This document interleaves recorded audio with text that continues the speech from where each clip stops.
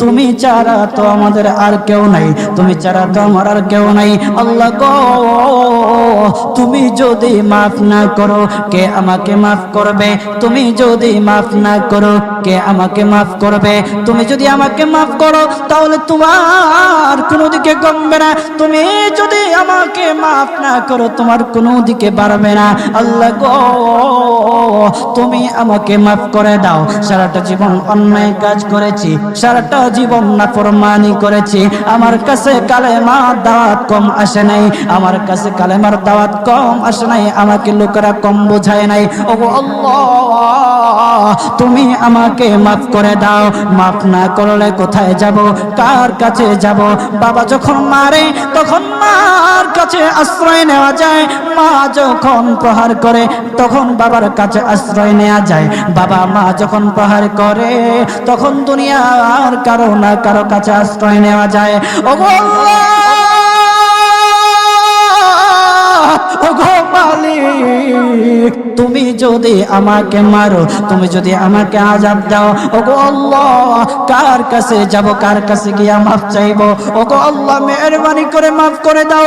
এইরকম কান্না করতেছে, কান্না করতেছে, চোখের পানি তার এমন ভাবে পড়তেছে, দাড়ি ভিজতেছে, দাড়ি ভিজে জমিনের মধ্যে চোখের পানি পড়তেছে, কান্না করতেছে।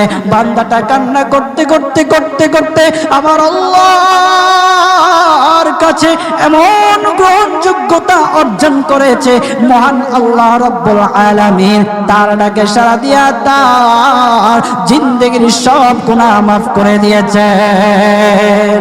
হযরত মূসা আলাইহিস সালাতু ওয়াস সালামের যুগের ঘটনা। একজন বড় পাপিষ্ঠ ছিল, জীবনে এমন কোন গুনাহ নাই যে গুনাহ সে করে নাই। তার গুনার প্রতি অতিষ্ঠ হইয়া, মানুষ তার গুনার প্রতি অতিষ্ঠ হইয়া গ্রামের লোকেরা তাকে হাত পা বেঁধে জঙ্গলের মধ্যে ফেলে দিয়ে আসে। জঙ্গলের মধ্যে থাকতে থাকে কিছুদিন থাকার পর মালাকুল মউত যখন তার সামনে এসে উপস্থিত, এর আগ মুহূর্তে সে বান্দা আল্লাহর কাছে ডেকে ডেকে বলতেছে,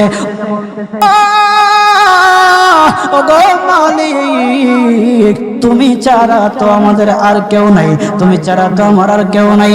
আল্লাহ গো, তুমি যদি মাফ না করো কে আমাকে মাফ করবে?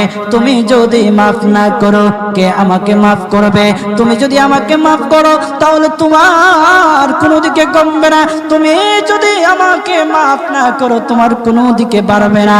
আল্লাহ গো, তুমি আমাকে মাফ করে দাও। সারাটা জীবন অন্যায় কাজ করেছি, সারাটা জীবন নাফরমানি করেছি, আমার কাছে কালেমার দাওয়াত কম আসে নাই, আমার কাছে কালেমার দাওয়াত কম আসে নাই, আমাকে লোকেরা কম বোঝায় নাই। ওগো আল্লাহ, তুমি আমাকে মাফ করে দাও। মাফ না করলে কোথায় যাব, কার কাছে যাব? বাবা যখন মারে তখন মার কাছে আশ্রয় নেওয়া যায়, মা যখন প্রহার করে তখন বাবার কাছে আশ্রয় নেওয়া যায়, বাবা মা যখন প্রহার করে তখন দুনিয়ার কারো না কারো কাছে আশ্রয় নেওয়া যায়। ওগো আল্লাহ,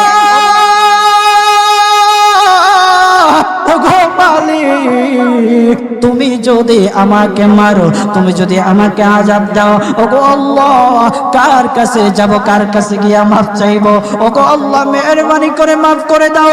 এইরকম কান্না করতেছে, কান্না করতেছে, চোখের পানি তার এমন ভাবে পড়তেছে।